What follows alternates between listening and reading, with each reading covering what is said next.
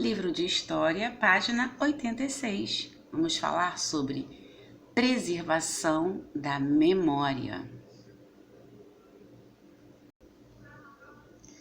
Quando cantamos uma cantiga transmitida de geração a geração, entramos em contato com as memórias e as tradições compartilhadas pelas pessoas que as cantaram no passado. As músicas, as histórias e as cantigas são importantes, pois revelam referências e informações sobre o modo como pensavam as pessoas que as criaram. Por meio dessas memórias, podemos descobrir o que era importante para as pessoas que viveram no passado. Por esse motivo, os registros dessas memórias devem ser preservados com muito cuidado, pois pertencem à coletividade.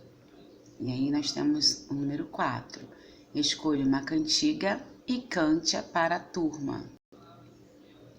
Letra A, por que você a escolheu? E letra B, quantos colegas conhecem essa cantiga? Produzir e reunir memória, os museus. Os museus abrigam registros e lembranças dessa memória que é compartilhada por muitas pessoas, ou seja, da memória coletiva. Eles também permitem a produção de novos registros e memórias. Nesses locais, os registros são selecionados, preservados e estudados. Os objetos, os documentos e os relatos que eles guardam nos ajudam a descobrir as relações entre a memória que pertencem a todos, que é chamada de coletiva, e a história de cada um, que é chamado de individual. E aí nós temos uma foto de contadores de histórias. Os registros e a história. Ao estudar e produzir diversos tipos de registro, podemos observar que alguns aspectos do passado continuam iguais e outros mudaram muito. O modo como contamos as histórias hoje é igual ou é diferente de como era feito no passado? E as cantigas e as canções são as mesmas ou mudaram? Elas são cantadas da mesma maneira? Os registros da memória e as perguntas que fazemos sobre eles são fundamentais para a elaboração da história. Produzir um livro. Nos livros, podem-se registrar fatos importantes e, assim, preservar a cultura e a história de diversos povos. Ao longo do tempo, as pessoas utilizaram diferentes maneiras de registrar por escrito suas memórias e histórias. Nos livros, podem-se registrar fatos importantes, não é mesmo? Então, agora, nós vamos ver desde o início, até o tempo atual, como é que as pessoas usavam para escrever textos, Os povos antigos utilizavam o papiro para escrever textos importantes.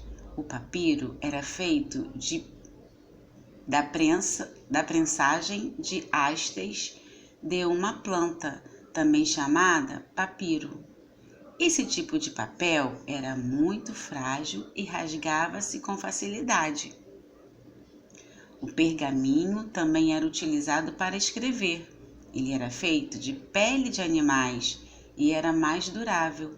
Os pergaminhos eram guardados na forma de rolo e, com o tempo, passaram a ser encadernados em uma espécie de livro chamado códice.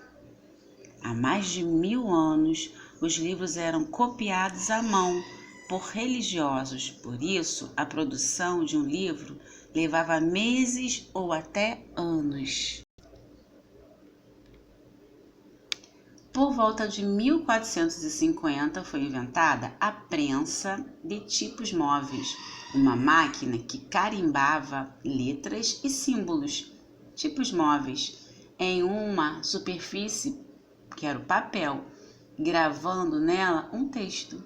A reprodução de livros tornou-se mais rápida, colaborando para que o conhecimento fosse compartilhado por mais pessoas ao mesmo tempo.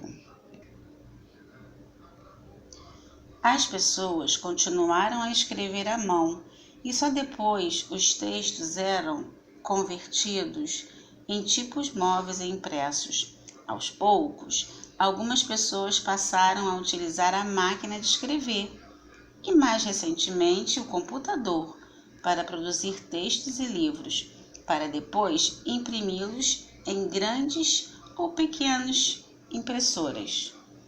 E aí nós temos atualmente.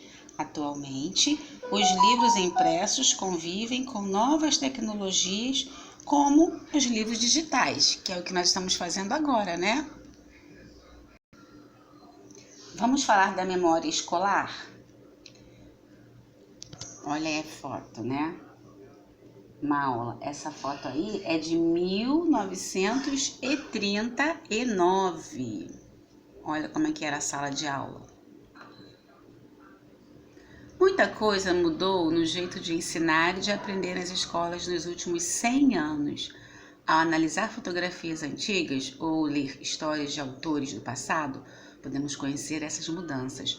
Observe as fotografias a seguir. Elas registram salas de aula de cerca de 100 anos atrás. Esta foto aí é de 1922. Na escola, meninos e meninas estudavam separadamente. Os meninos praticavam exercícios militares e atividades como a marcenaria. As meninas aprendiam trabalhos manuais, como costurar e bordado, porque eram preparadas para se casar, cuidar da casa e dos filhos. Os alunos eram tratados com rigorosa disciplina e aqueles que não se comportavam bem ou que não faziam as lições eram punidos pelos professores. Havia muitos castigos, como apanhar com palmatória, que é essa imagem aí que vocês estão vendo, e com vara de marmelo, ajoelhar-se no milho e escrever uma frase várias vezes na lousa. Nas escolas de hoje, atualmente, as crianças têm mais oportunidade de frequentar a escola do que há 100 anos. Meninos e meninas estudam juntos e aprendem as mesmas matérias e conteúdos. Além disso, os castigos físicos são proibidos.